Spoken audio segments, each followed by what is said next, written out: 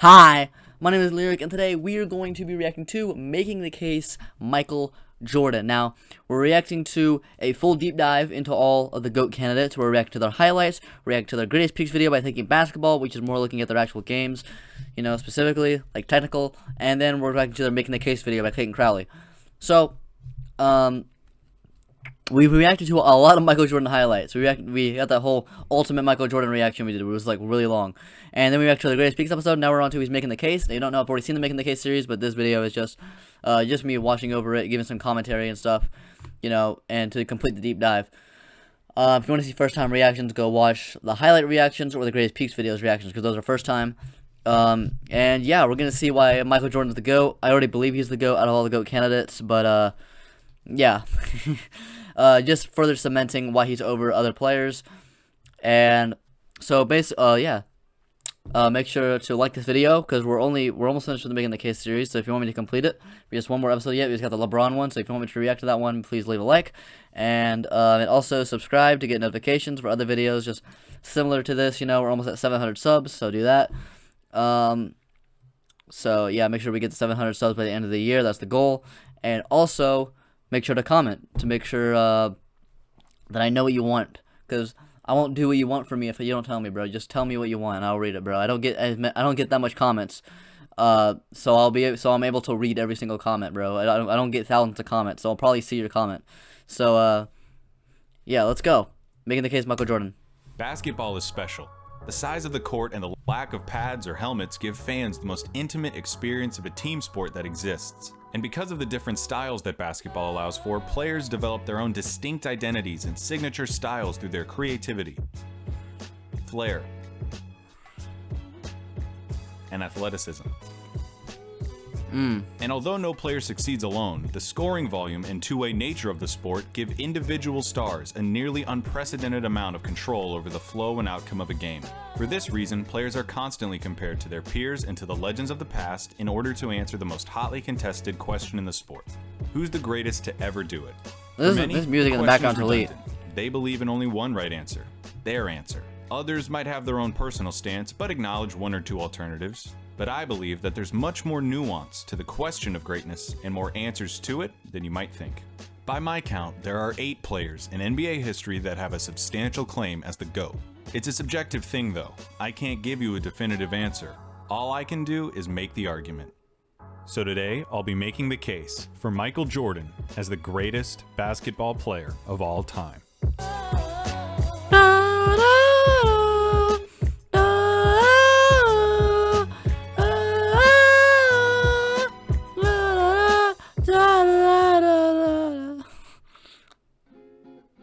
Well, what can I say?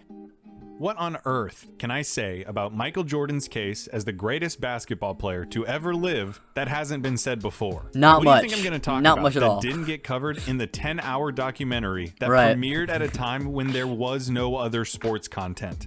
There's Good, no it's a good forgotten point. game that I can tell you about that shows just how good Jordan was. We've all seen those games. Every possible angle of the Michael Jordan case has been dissected inside and out. There are no original takes when it comes to the subject. Michael Jordan is a ubiquitous figure in large part because he was and is a brand. And what do American advertisers love more than a good brand? The good people at McDonald's, Nike, Gatorade, and the NBA itself succeeded in making sure that damn near everyone in the world knew that Michael Jordan played in the NBA and that he was a winner. I mean, honestly, when you see the number 23 anywhere, don't you immediately think of Michael Jordan? Yeah. I mean, even if you're a LeBron fan, you have to admit that that is Michael Jordan's number. It's true. And the craziest part about the Jordan experience is that as he became a global icon, he did nothing but continue to deliver the goods. What iconic moment can I show you that you haven't already seen 100 times? His cradle dunk in college, the game winner in the '82 NCAA championship, the free throw line dunk, pouring in a record 63 points against the '86 Celtics, the shot, So many iconic moments. his spectacular move, the shrug, the double nickel against the Knicks, the flu game, passing to Steve Kerr for championship number 5, These are sequences and moments burned into every basketball fan's consciousness. Every one of those moments served to propel Jordan higher and higher in the cultural zeitgeist until he was one of, maybe, the 5 most famous human beings on the planet. And yet, the inevitable passage of time has eroded the consensus around Jordan's GOAT status, especially with younger people who might not have been alive to see him play. It's true. That's not to say that there aren't young people who don't see him as the GOAT, but it's not as airtight as it once was. Me. Now, I'd hate to speculate on behalf of an entire generation of basketball fans, but here I go anyway. I was 516 days old when Michael Jordan won his last championship. I can't remember much about it. And I think that people who didn't live through Jordan's prime are a little tired of hearing how great he was. Of course, people want to be alive to see greatness. Yeah. They want to be able to say, I saw the best ever. Now, I don't think that makes it right, but it's part of the explanation. The other part is that Jordan's celebrity seems to cloud everything he did. At times, it feels almost like propaganda. How many times have you seen this? Some basketball account on Twitter or somewhere on the internet celebrates the anniversary of something that, say, Wilt Chamberlain did. And in the comments, somebody says something like, Wilt Chamberlain, the most dominant player I ever saw. And then someone comes back unfailingly and says, in all caps, did you never see Michael Jordan play? That's you, by the way. That's you guys. It's not just that you have to acknowledge Jordan as the GOAT. It's that you cannot talk about the merits of anyone else's case. The internet would have you believe that Michael Jordan won every game he played and made every shot he took. And that kind of talk breeds resentment from people who want to appreciate other players' accomplishments. Because he wasn't perfect. He didn't win every game. He didn't make every shot. And you can have a debate about who the greatest of all time is. Clayton, what the heck, dude? I thought this was supposed to be a video about why he is the GOAT. It is. All of that is just to say that that's how this is going to go. I'm not going to try to convince you that he was perfect. Right. Because if you can separate the legend and the basketball player, it's more than enough. It's true. Oh, and by the way, we're going to ignore his Wizards career as much as we can. It's just the right thing to do. His Wizards career wasn't that bad. Michael Jordan, the basketball player. What do we have? In 13 seasons with the Chicago Bulls, Michael Jordan was a 6-time champion, 6-time Finals MVP, 5-time regular season MVP, a 12-time All-Star, was selected to 10 first-team All-NBAs, made second-team All-NBA in his rookie season, was the Defensive Player of the Year in 1988, had 9 All-Defensive first-team selections, was a 10-time scoring leader, and in college won the 1982 NCAA championship and was named the 1984 NCAA Player of the Year. Without a word of analysis or commentary, so much. That resume you don't need is to screaming about one of the most decorated and just looking at his accolades alone, without even knowing who that is, you can just tell that that's like higher number one echelon. Successful basketball players in history. Jordan's case is related to Kareem Abdul-Jabbar's in that you can pick from just about any criteria you want and you'll find enough evidence to support his reputation. First and foremost, Jordan might well be the greatest scorer in basketball history. It's true. Ignoring his 2 years with the Wizards, Jordan's scoring average was 31.5 points per game. 32 a game for his career. 33 a game in the playoffs, and he still averaged 30 for his career if you include the Wizards, which is the highest in NBA history. Like and subscribe, by the way, so Michael before you use Jordan premium. in a Bulls jersey scored more points on an average night did not mean to do that. than any other player ever. Including his Wizards tenure, he averaged 30.12 points per game. Still the highest of any player ever, beating out Wilt Chamberlain by a few decimal places. The style of Jordan's play was 10 only scoring matched titles by the substance of his game. Every ounce of athleticism that brought comparisons to Dr. J was matched by footwork that could only be seen in players like Hakeem Olajuwon. His acrobatic layups are underscored by his unerring technique and diligence that make him this layup still doesn't make any sense. How do you do so many moves in the air? He tortured guards in the post, eluded big men with his electric first step, developed into the best mid-range scorer of all time, True. and ran Phil Jackson's triangle for all it was worth. He had nearly every offensive facet of the game in his toolbox, and he pulled out that toolbox every night. He has the highest usage rate of all time, scoring in volume on a nightly basis. But he also pushes advanced metrics and efficiency stats to their breaking points. He has the highest player efficiency ranking ever, the highest offensive box plus minus ever, the 5th most win shares, the most win shares per 48 minutes, an outstanding true shooting percentage, and so on. It is unfathomable to me that Jordan combined such unprecedented volume with such such efficiency. pristine efficiency. Underrated His as an opponents efficient were player. allowed little reprieve on the other end of the floor, as Jordan quickly developed into one of the league's premier defenders. In 1988, Jordan DPOY. led the league in scoring with 35 points a game, won the MVP, and was named Defensive Player of the Year after leading the league in steals. Jordan defended opponents And averaged like a 2 blocks sharp-smelling as a glove. guard. He forced bad passes, contested That shots, season. leapt passing lanes, all while talking enough trash to sell a pay-per-view fight. There might not have ever been a more nightmarish matchup on both ends of the floor. He could go into games, tell his own team to stay out of the way, dunk on his defender, and then put that guy in a straitjacket the second he crossed half court. And yet, despite the ungodly amount of energy that he must have expended every night,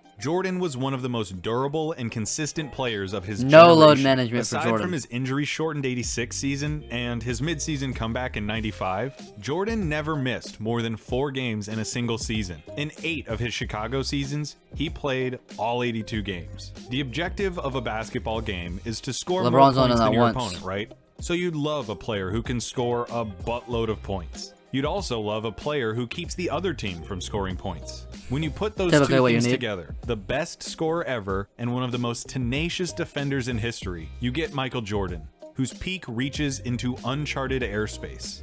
Michael Jordan, at his best, was better than everyone. Plain and simple. He would score, defend, and play in such a way that made winning second nature. No one else has ever tasted the air at the top of peak Jordan. Once he got to the top of that mountain, he was looking down at everyone else. But what about before then? I hear the skeptics among you ask. And that's a fair point.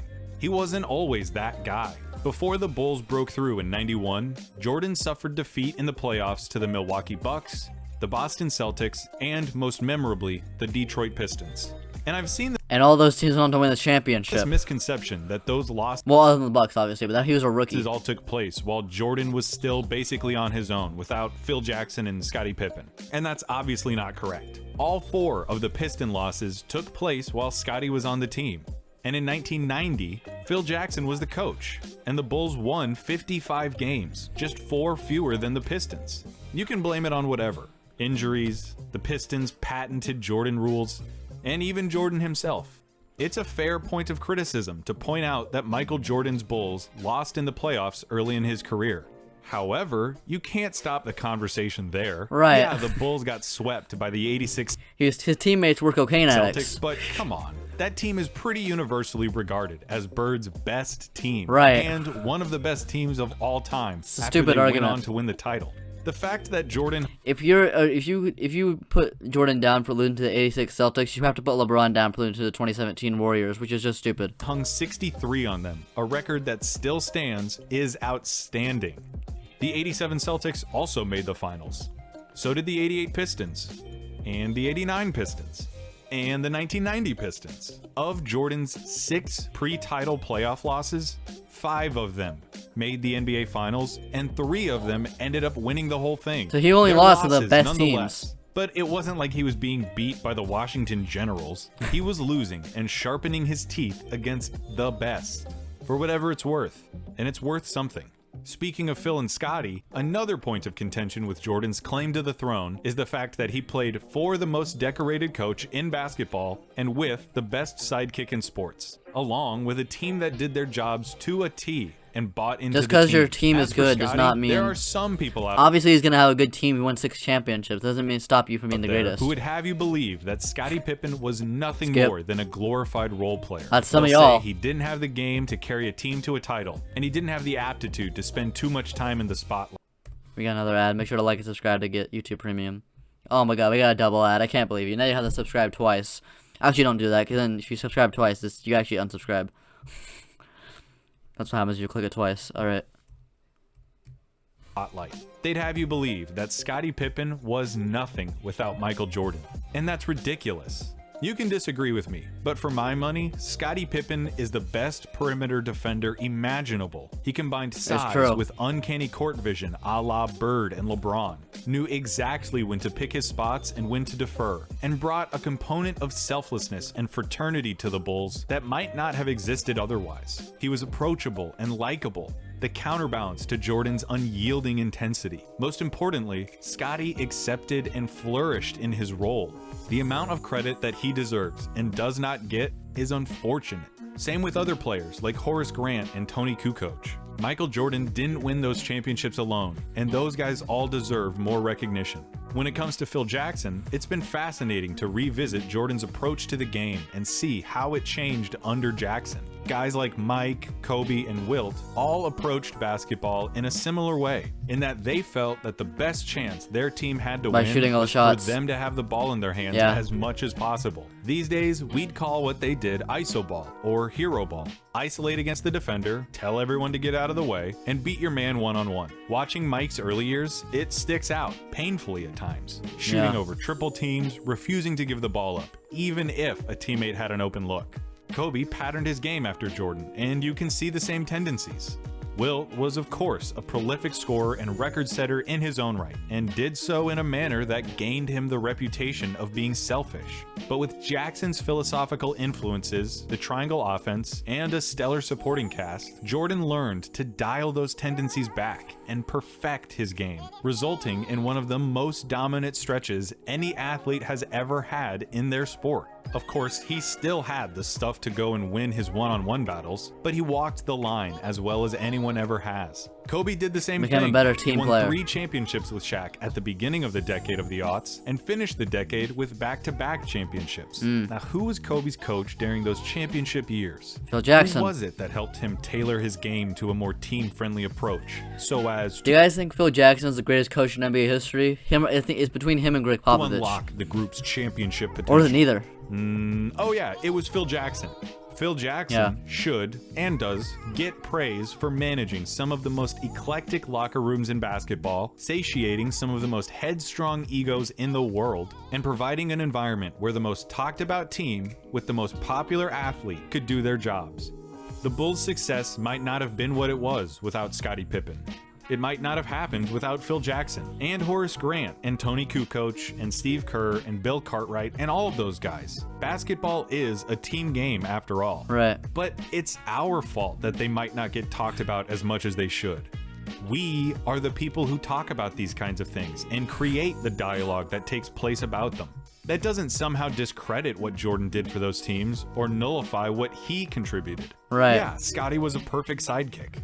Yes, Phil Jackson was a masterful coach. But they ain't winning Those one without things Jordan. can still be true, and Michael Jordan can still be the greatest of all time. Yeah. Scottie accepted his role on the team. He accepted that I hate the argument of when someone says, oh, this person's great, this person's great. Well, they had good teammates. So what? What is you having good teammates distract from you being good at basketball? He was going to be the second guy. Jordan still had to go out there and do his job as the guy. He still had to set the tone of every practice and every game. He had to put the ball in the hole, share responsibilities guarding the other team's best player, take over when games started slipping out of hand, and, at the end of the game, take the last shot. It doesn't work unless Mike does what everyone expects him to, which is to be the best player in the world. As for Phil, yes, it is true that he tempered Michael's worst impulses. He helped sand off the rough edges and align the team. But Mike still had to accept that coaching. He had to adapt his game and do the work. Plus, isn't it a coach's job to coach? Why is it a knock on Jordan that his coach was good at his job? Right. Michael Jordan doesn't deserve all of the credit for their success. But he does deserve the lion's share of credit. Yeah, because majority. he shouldered the lion's share of responsibility of such an incredible team. How incredible of a team were they? Well, the 1996 Chicago Bulls finished the regular season 72-10. That's more wins than anyone had ever won, and a record that most people thought would never be broken. And not only were They're they wrong. such a prolific regular season team, but they capped off that season with a championship to deliver the most successful season that any NBA team has ever had. Which brings us to another common Jordan barb. The fact that the NBA was, at the time, looking to capitalize on its enormous popularity and expand into more media markets.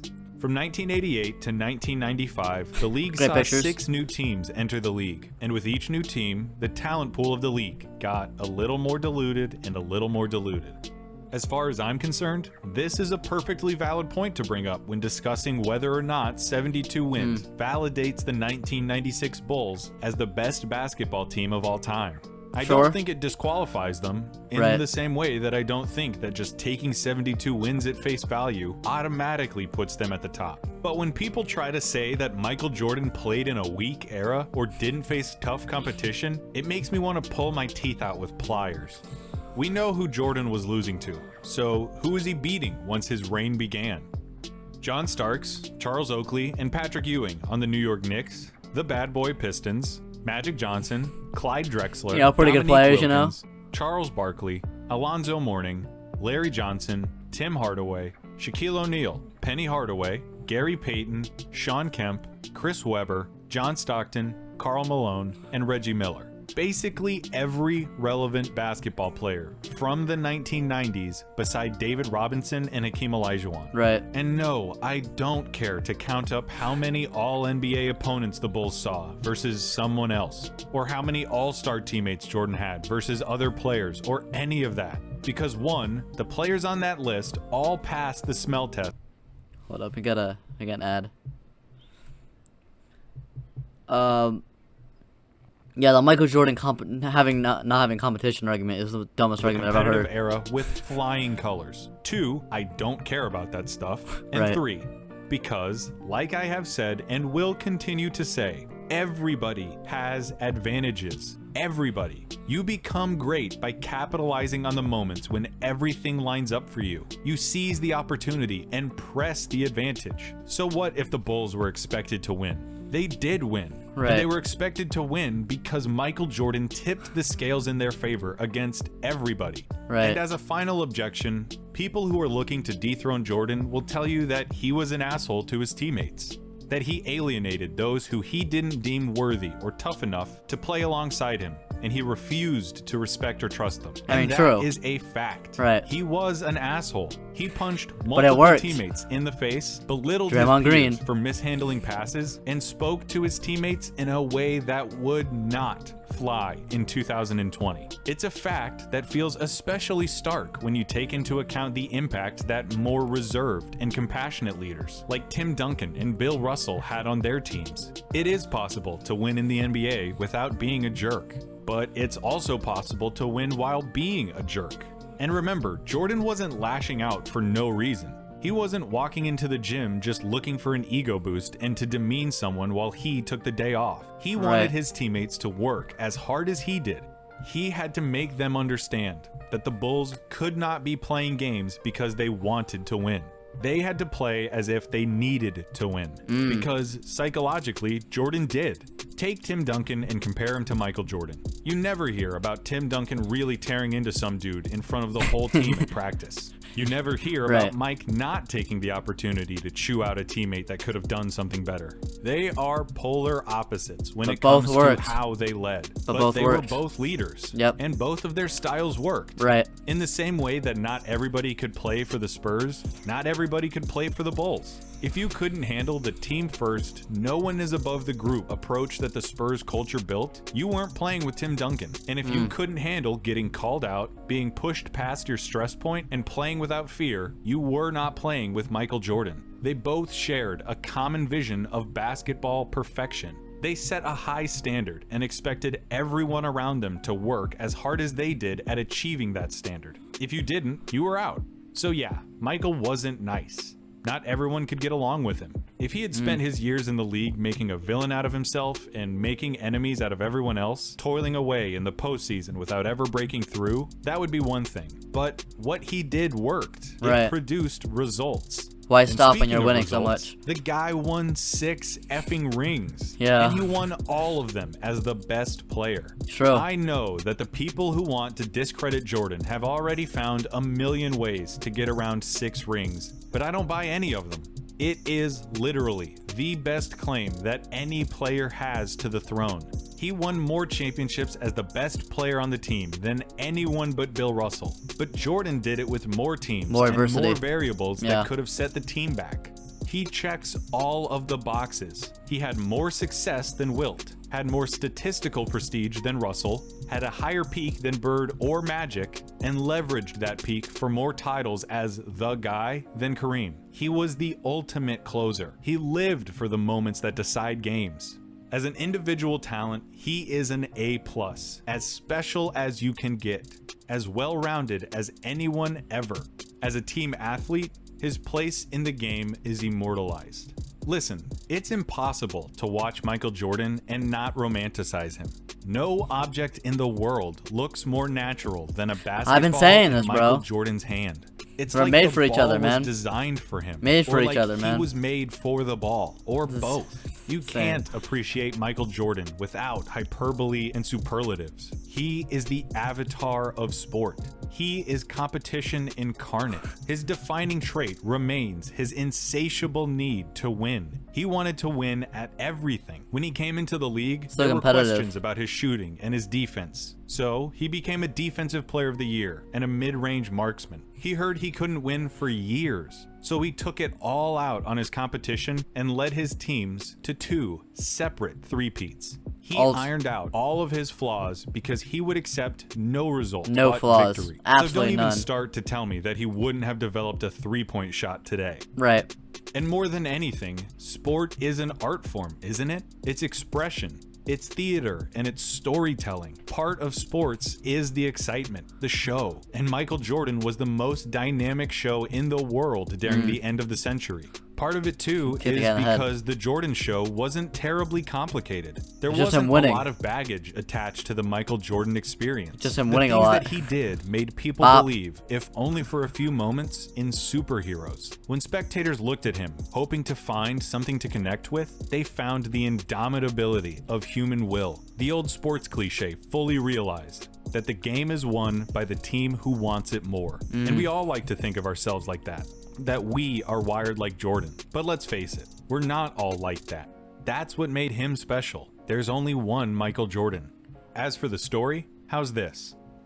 There's a guy who is knocking on the door of the Pantheon. He has been for a while now. He captures the imagination of everyone who has ever seen him play. Oh, getting He might goosebumps well now. be This the part's most so great. talented player to ever lace up a pair of shoes, but he just can't seem to break through. He loses in the playoffs against the same team over and over and over. Every year, he gets a little bit closer and a little bit closer until finally The he storyline breaks was so through. His perfect. talent is I think justified Jordan had the with ultimate 1, storyline of any 2, career. It was literally 3 like championships, it was literally like a script. all in a row. It hadn't been done in 30 years. Now there's talk about how this guy might not just be the best talent, he might be the best ever.